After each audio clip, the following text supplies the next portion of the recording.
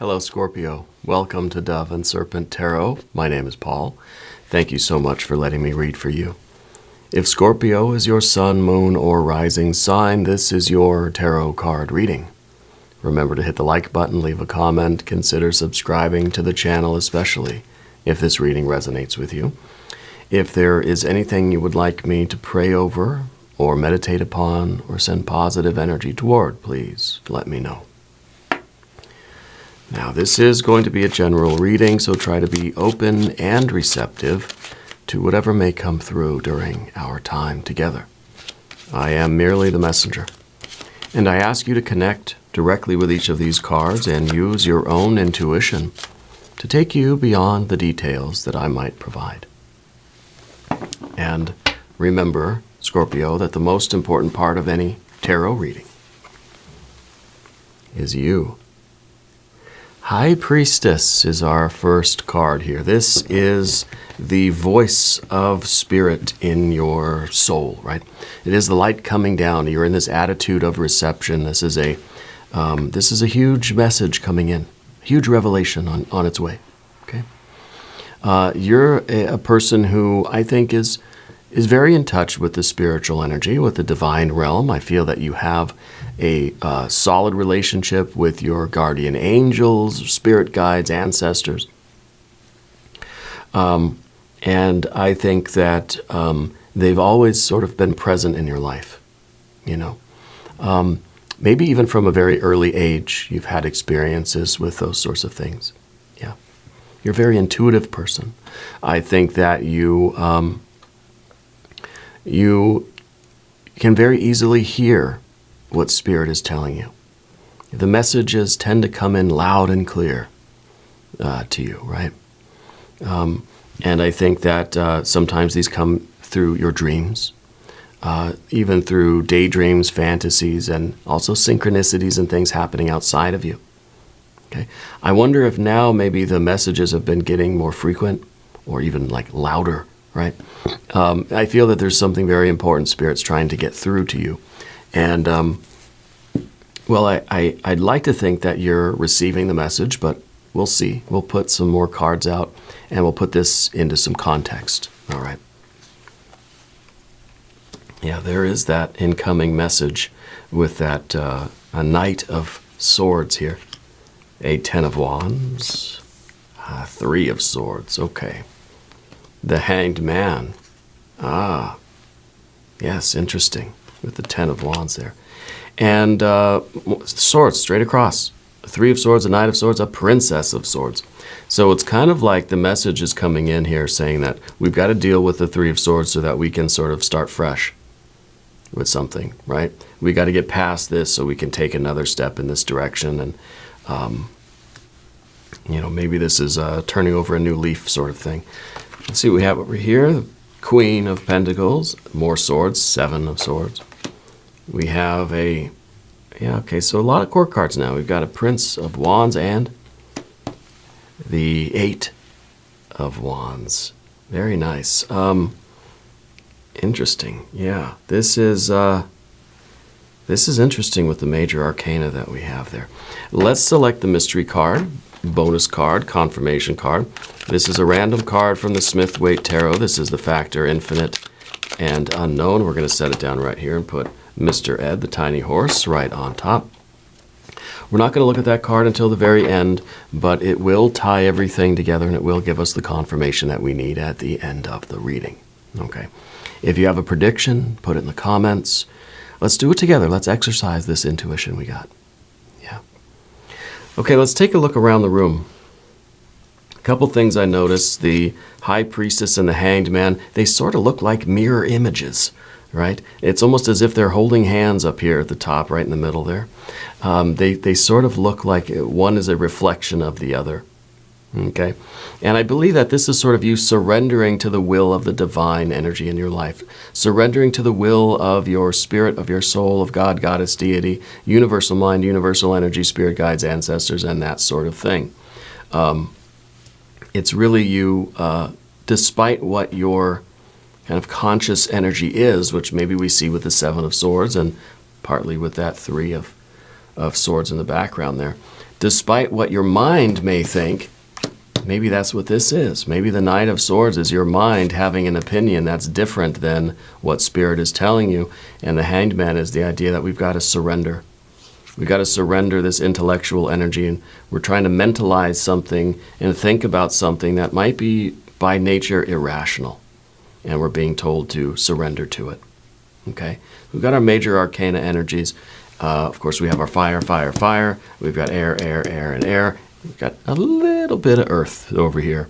And I think that this is very significant too, the earth energy, especially as it's the Queen of Pentacles looking back at the past. The Queen of Pentacles is looking at all of this in order to understand this. Okay? And this is something that I think right now you've got to, this is the message from Spirit, saying that you've got to deal with this past thing. Whatever this is, we've got to deal with it so that it can stop sort of influencing your thoughts, and you can get a move on with your destiny here. I think the universe has been preparing you for something very, very big, for greatness, right? We've got to let go of this, I don't know if it's a connection to the past, if it's a relationship, it's some kind of a, it's not a good thing, the Three of Swords back here, okay? But that's something that we've got to process and deal with so that we can fulfill our destiny of greatness. You know, with that Eight of Wands is expanding out in all directions, right? We can't attain that until this is taken care of, right? I kind of feel like with the major arcana, the High Priestess, this is your spirit guide screaming at you, right? Trying to get your attention, trying to get a message through to you, but this mental energy is overpowering it. There are too many thoughts, too many minds, too much going on, too much chattering with the monkey mind, you know, that I feel like you're not hearing what Spirit's telling you. Kind of like your spirit guide is screaming at you, but you know, you've got the headphones on and your music's going, right? The music's too loud. You can't hear the voice of Spirit. And we need to turn the music down so we can hear, and we can accept, and we can, I think, surrender to that energy and do what ultimately you know to be the right thing. Okay, but this is the Knight of Swords. It could be the idea that the message from Spirit and your intellectual mind, right, are having a conflict. That you know something to be true, maybe you can hear the message, right? But we're just trying to put our music on and crank up the volume so that we can't hear it, you know, so we don't have to listen to it anymore. We know, we hear it. And this is kind of saying that maybe there's a conflict between these two. There's two different pieces of information. Spirit saying, do this thing. Your mind is saying, I'm going to go do that thing. We can't really be in two places at once, right? So what do we do? Who do we sort of listen to? Right. I feel like there's two different messages coming in. One is like your own mind is telling you that the reality looks like this, and then of course Spirit saying no, the reality looks like this. Yeah. I think in some way you don't really want to listen to Spirit, because I think the Ten of Wands here, I think you're exhausted. Right? For one thing, the Ten of Wands is living life at level 10. This is, again, you got the headphones on, you got the volume all cranked up all the way to 10, right? I think that's as high as it goes. I've tried to put the volume so far up that I end up bending the little rod inside, you know, and I always try to make it louder. Now I'm the opposite. When I was a kid, I liked it loud. Now I like things quiet. I'm getting old. You know, this is, I think, an exhaustion. I think that there's part of you that's tired. Yeah, that is drained from we believe that we're drained from always following our spirit guides or our angel or the Spirit's instructions. It's almost like, I've listened to you for so long, I've followed your instructions, and I'm just so tired. You know, maybe it feels like nothing's happening. It feels like It feels like I keep listening to you and things are not getting any better, right? It feels like this has just been a really long journey. You know, the 10 of Wands, you've got that the weight of the world on your shoulders. You've been burdened, you know, by this divine energy in a way. Kind of by knowing that you have this great destiny, maybe has really been like a weight on you. It feels like an oppressive force, you know, because maybe you know what you're supposed to do in life. Maybe you have a knowledge of the greatness to which you are destined, but it feels too heavy. It feels too much of a burden. It's like, I don't want to be responsible for that. I don't want to have to be the one to do that. And so I think that the burden that we feel, the exhaustion that we feel, is not necessarily the burden of what Spirit is telling us, because I think with the Hanged Man, it's almost that there's no burden at all. It's a free fall, right? It's gravity. We don't have to do it. There's no exertion here. This is full on level 10, giving it everything you've got. This is like just kind of just free falling into it. R.I.P. Tom Petty. I think what is causing the stress, the frustration, the exhaustion is the conflict with the mental energy versus the spiritual energy. That tension, that wrestling is just giving us a headache. You know what I mean? Because we're turning the music up so loud too. I mean, that'll give you a headache. Spirit says you like bowling, right? Is bowling something that you enjoy? It's been a long time since I've been bowling. There is something sort of relaxing about bowling though, isn't there? Just the sound of the bowling alley and the flow of throwing that ball down the lane. Yeah. I don't know if that's maybe a little detail or confirmation for some of you. Back to the matter at hand, though. I feel that the tension is caused by the conflicting air energy that's going the opposite way of the spiritual energy, right? We have these two paths going up this way. And this is spiritual ascension, right? And this is maybe the practical side of things. We have heaven and earth, up, up, up, right? Things are you're meant for great things. You're told to basically surrender to your destiny and allow your light to shine out, allow yourself to go in this, whatever this energy is, it's sort of pouring out of you in every direction. Right? This is you, I think, really activating your true self, your true nature, and letting all of your vital creative energy just flow out of you, right? And Spirit's saying that it's a surrendering to the light. But going across ways, right? And this kind of, we're creating like a weird H. It almost looks like the 21 Pilots symbol here, or logo or whatever. It's being cut across by this air energy. Okay? And so it's the mind. The mind is always the problem, right? It's the mind. The swords are kind of the worst cards. I'll tell you. The swords cards are always cards of division, of conflict. There are some good swords cards, right? 6 of swords, love it. 4 of swords, not too bad. But generally, it's a card of overthinking, of instigating problems, of stress and anxiety and confusion and division, right? Separating things. The mind likes to split everything apart and put everything in their own little box. That's clearly defined and understood, right? But the spiritual energy is kind of saying that we have to relinquish that. You know, can you imagine if suddenly we're not stressed out mentally anymore? Like, just for a minute, like, just imagine what that would feel like, just in your head, you know? And the 10, too, the 10 of Wands, I think you got the tension headache right in your temples, you know?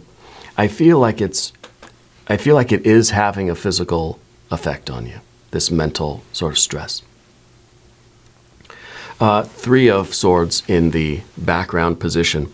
This is something that we have to let go of. This is a memory from the past. This is some sort of past trauma, past event, heartbreak, sadness, or sorrow. Spirit is saying that we can't let this dominate our thinking. Spirit's saying this is someone from your past you need to let go of. because it's sort of, it almost is a bit of an anchor to you.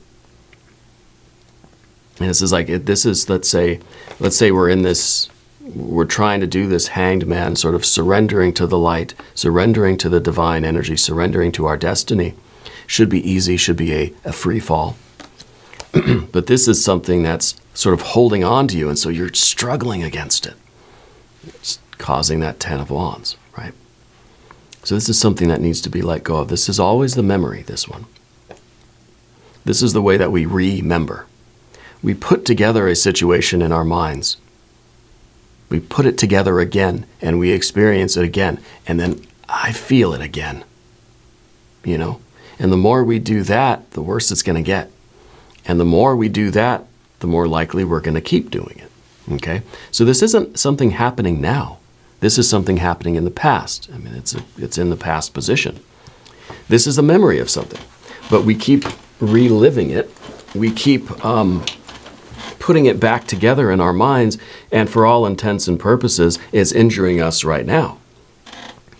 But we don't have any water cards, do we?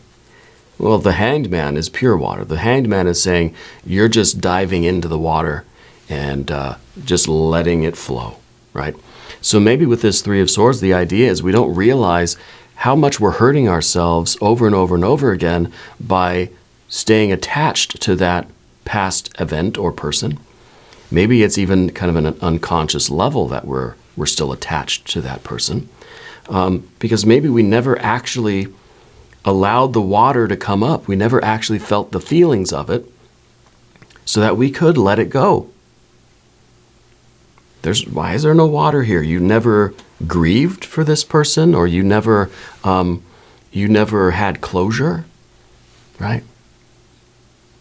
I feel like that's what we need in order to drop that anchor so that things can flow smoothly and effortlessly, and we can relieve some of this tension and stress. I mean, I feel that it's in your temples, in your neck, shoulders. I mean, I feel like maybe you're holding your jaw really tight. You don't realize it, you know?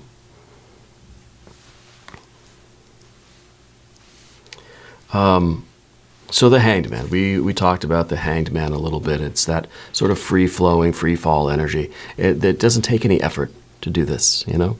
But it's a conscious act. It's a willed act, an intentional act. Yeah, to let go of this and to just free fall right into spirit, right into your destiny. And to me, it feels like all the tension is just being melted away, you know? All the worry, it's just, there's, like, all these knots are being untied. Yeah.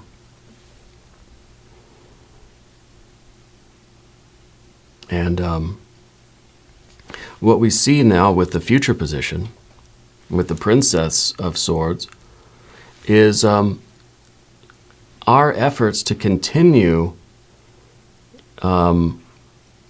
this sort of new way of thinking, this new habit of letting go. It's kind of it's a page of swords, right? Or a princess of swords. It's still learning. It's like a squire, right? It's training to be a knight.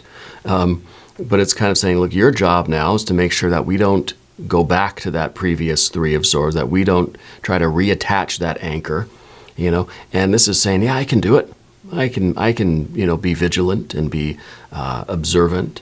I can keep watch, right? So this is us trying to keep watch over our thoughts, over what's going on within us mentally, emotionally, knowing that we're going to fail, right? If we think of this card in terms of meditation, this is when you're just starting to meditate and you're saying, okay, I'm just going to focus on my breathing now, and if my thoughts wander, I'm just going to bring my thoughts back to my breathing, and that's my meditation, okay? So when we first begin, we may be thinking, oh, wow, I'm doing a pretty good job meditating. I'm focusing on my breathing. Minutes may go by until we start thinking about baseball. And, oh, okay, bring it back to the breathing. Okay, no, I'm thinking about my breathing. This is going pretty good. A few more minutes go by, and then we realize, oh, I'm thinking about my ex or whatever. I'll bring it back, you know. And at the beginning, it sort of feels like we're doing a good job. The better we get at meditating. The more the page or the princess starts to grow up and mature and gain skill and experience, we realize that we barely go a millisecond without straying and having to bring back to center. It's not now a few minutes go by and, I'm thinking about baseball. No, it's a second goes by and I realize I'm thinking about meditating, or thinking about how good I'm doing, focusing on my breathing. So our ability to observe the subtle starts to improve. So it may appear that we're doing worse as we go forward, right?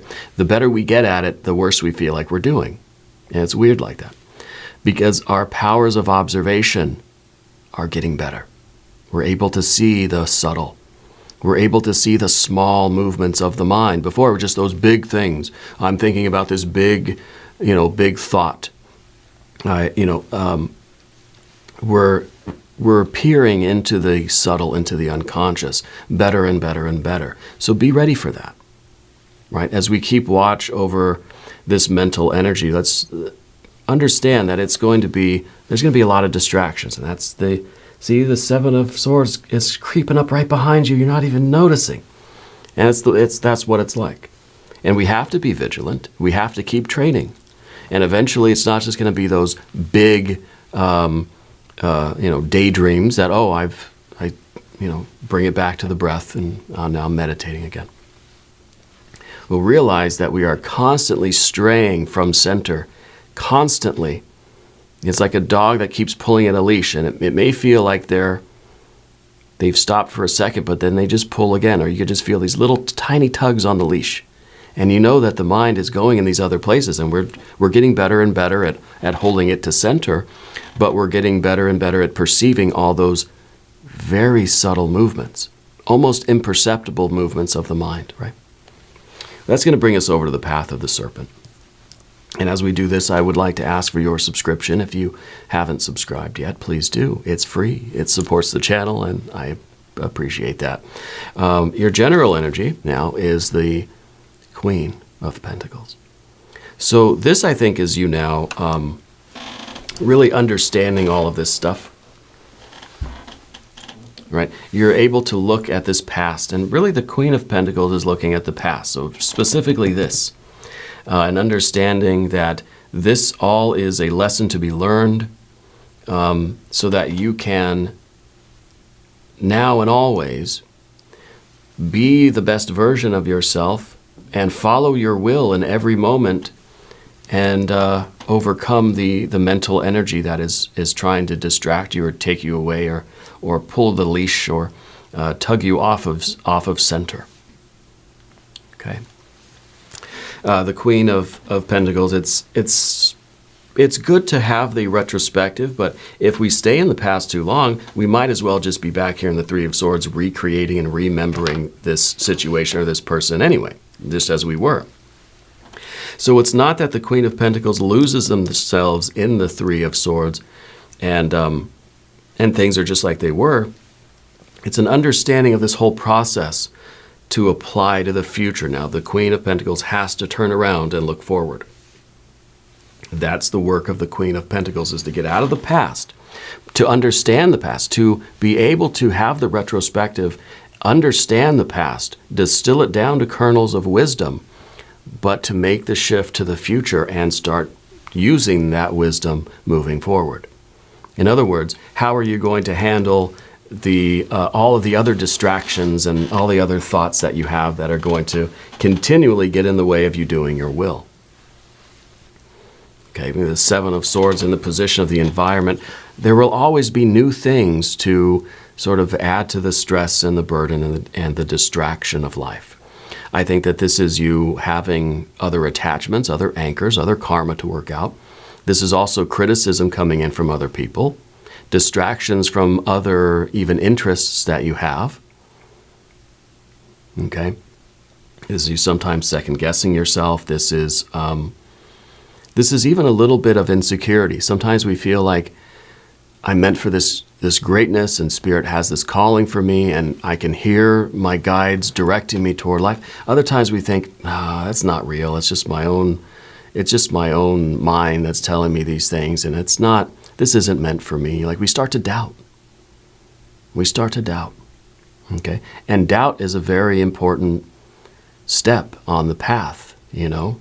We have to overcome that doubt that tells us that this isn't real. This isn't who I'm supposed to be. This isn't my destiny. This isn't really the voice of the divine in my life, you know. We've got to get over that doubting energy. And then once we do, we see a return of the fire energy, but now the fire's not all on your shoulders. Now that energy is flowing outward. And the difficult part really is to keep things going. This is the Prince of Wands. It's a fixed fire energy. It's saying that there is not this is a flame that does not flicker in the wind, right, in the air. This is a very steady lamp, very steady fire that is not extinguished. Okay. And these are the difficult components. But once we're able to get a handle on this and figure out how to do this, which very much is like meditation, right? Then we're able to follow our will wherever it may take us and live this destiny. Okay, we have fire and earth here. Excuse me, my voice is failing me today. We have fire and earth here. So this is how you are invoking your will and following it, directing it where it needs to go. This is a lot of possibilities. This isn't one exact straight path somewhere. A lot of twists and turns. This is your ability to navigate. This is your ability to know, you know, at all the forks in the road, left or right, which way do I go? You know, this is your own internal sort of GPS system.